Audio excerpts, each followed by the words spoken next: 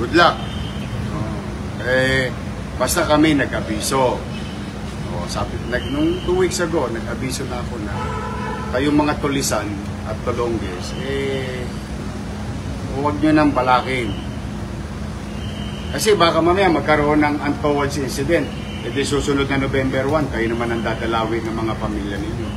You'll never know. Kasi maraming tao, at hindi ko rin mapipigilan ng taong bayan pagka kinuyog kayo. Pagka namabrul kayo ng taong bayan, huli na para sa lahat. We don't encourage, but you know, sa galit ng tao, bere mo nga naman saan ka nakakita papasyalan ko na yung pamilya ko, niyayari pa ako ng tulongges.